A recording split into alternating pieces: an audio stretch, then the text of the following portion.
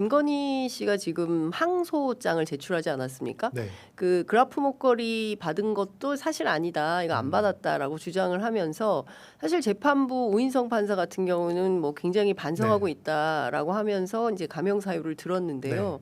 1년 8개월 너무 약하다라는 비판이 굉장히 많은데 항소심에서 다투면 어떻게 될 걸로 전망하십니까?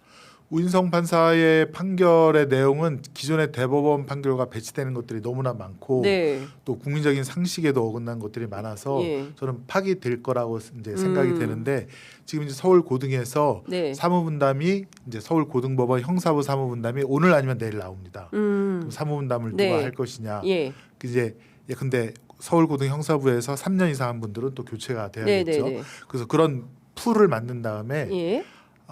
목요일 날 예. 판사회의에서 예.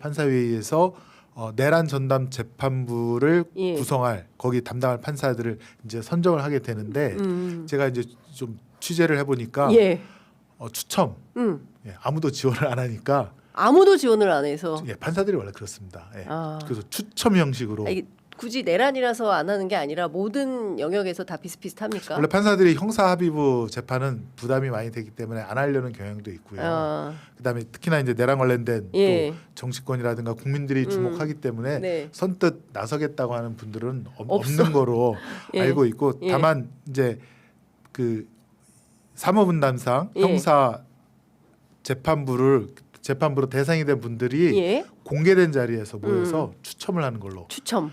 전산배당에 대해서도 이의가 막 들어오니까 예. 혹시 조작하는 거 아니냐. 아니냐. 그러니까 아예 공개된 자리에서 목요일날 이 추첨을 한다는 거죠. 목요일날 하는 이번 걸로 주에. 알고 있습니다. 아, 예. 예. 공개된 자리에서 해서 예. 내란 전담 재판부를 결정하는 걸로 예. 그렇게 구성이 될 것 같습니다. 뭐 그때 기자들 앞에서 공개적으로 한다는 얘기도 있는데 네. 그 뭐 최종 결정은 어떻게 나오는지 한번 봐야 될 것 같습니다. 법원 출입 기자들이 다 보고 있는 가운데서 추첨을 해서 네. 나오면 네. 내란 전담으로 가는 것으로. 예. 그게 이제 공개적이고 예. 의심도 안 사고 오히려 법원이 떳떳한 거 아니냐 그런 방식으로 진행되고 있다라고 제가 들었습니다. 그 내란 재판 관련 이번 주가 굉장히 이번 주가 굉장히 중요한 스포이크가 될 수 있겠네요. 오늘 형사 재판을 담당할 사람들이 정해지고 김건희 사건 풀이 김건희는 사실 내란 전담은 아니죠. 네, 그렇죠. 예. 풀이 정해지고 그다음에 이제 내란 전담 담당할 사람을 목요일 날 뭐 공개적인 추첨을 통해서 결정되는. 목요일이면 내일인데요.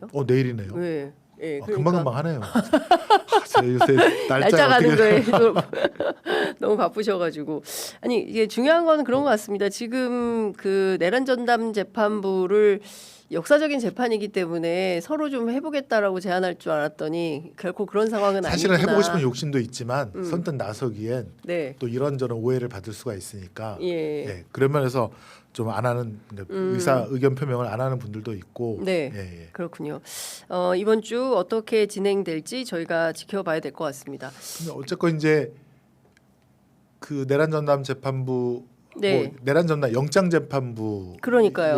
그것도 이제 중요하지 않겠습니까? 영장 재판부 같은 경우에는 기존에 있던 2명을 그대로 영장 전담으로 넷 가운데 2를 보낸 거 아니겠습니까? 그래서 그것 때문에 비판이 많았지만 뭐 2월 한시적으로만 적용을 하는 거고 그렇게 되면 이 영장 전담도 목요일 날 추첨해서 다 새로 추첨을 하게 되는 겁니까? 지금 요거는 서울 고등법원 얘기고요. 고등법원. 내란 전담 영장 재판부는 아마 지법 서울중앙지법에서 하는 거기 때문에 그거는 아직 그러면 아예 이제 진행형이고 확실하게 어떻게 된다라고 하는. 근데 고등에서 그런 선례를 좀 만들어 놓으면 그렇게 가지 않을까 싶습니다. 근데 의원님 그 지금 2차 종합 특검에서 수사를 하게 되면요, 이 사건들에 대해서는 어디로 가게 되는 겁니까? 여기에 2차 종합 특검에는 내란도 있고 김건희도 있고 뭐 여러 가지 사건들이 종합해서 살펴보게 될 텐데.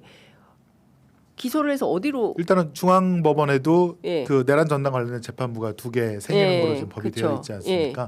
근데 이제 내란과 또 관련된 범죄가 같은 재판부로 기소가 되지 않을까 그렇게 예상을 해봅니다. 이를테면 김건희 씨가 내란에 어느 정도 관여된 정황이나 있나 뭐 상황이 있다. 그러면 그 관련 사건으로 해서 이제 내란 전담으로 보낼 수 있고 뭐 이렇게 된다는 거죠. 그건 거죠. 이제 중앙법원 예규를 봐야 될 텐데 그거는 아직 제가 확인을 못했는데요. 알겠습니다. 예.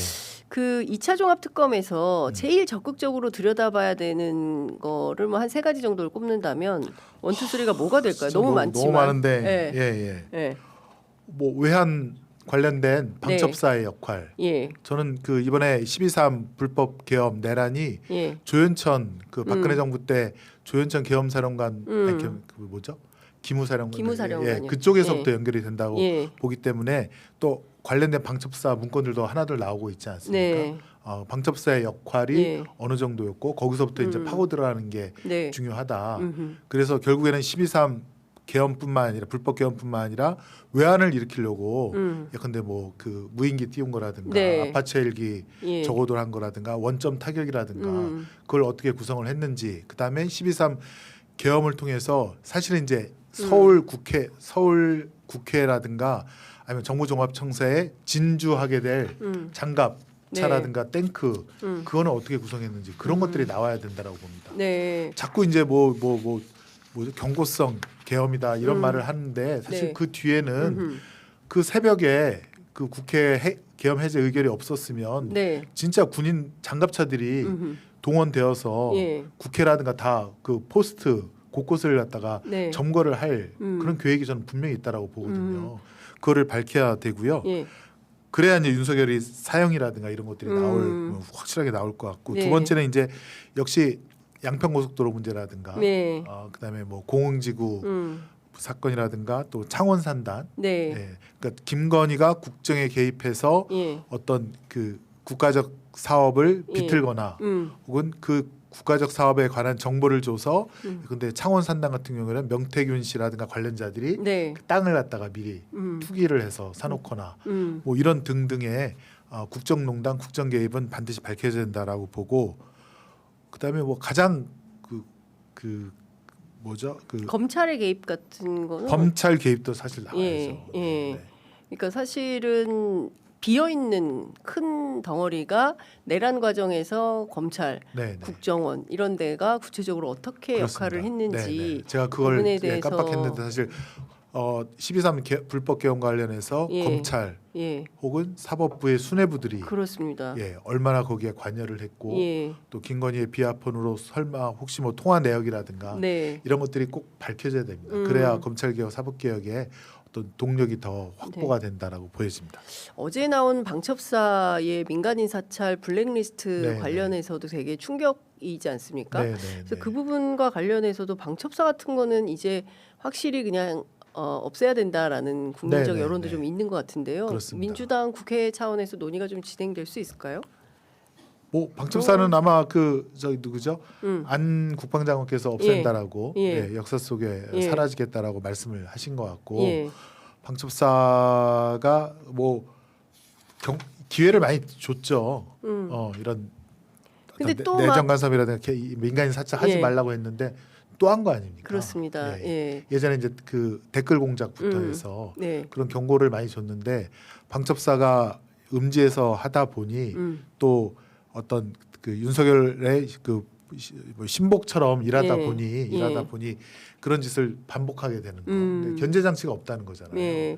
근데 이제 말로는 없앤다 하는데 또 어느덧 보면 스멀스멀 또 이제 조직의 논리에 따라서 이게 거의 그래서 지금 대신 아니라 경찰에서 정보 수집 기능을 부활하겠다라고 하는 논의가 있는데 사실은 이제 그 집행부 입장에서는 어떤 정책이 예컨대 그 국민 가장 그 기본에서 어떻게 이게 작동을 하는지 또 국민의 여론은 무엇인지 또 들어볼 필요가 있는 거 아니냐 그런 의견도 있거든요.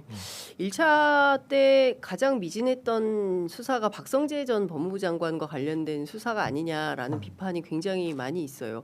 제대로 수사를 했다면 저렇게 구속영장이 몇 번이나 기각될 수가 있냐. 물론 사법부도 문제지만 제대로 된 수사를 한 거냐라는 의혹이 많이 있어서 법무부 장관 박성재 그리고 당시에 이제 삼청동 안가에 모였던 법조 4인방에 대한 수사도 반드시 직접적으로 세게 돼야 된다라는 여론이 있는 것 같습니다. 네, 그렇습니다. 박성재 장관은 뭐 지금 나온 것만 해도 중요 임무 종사 중에 거의 뭐 넘버 3나 넘버 4 정도 되는.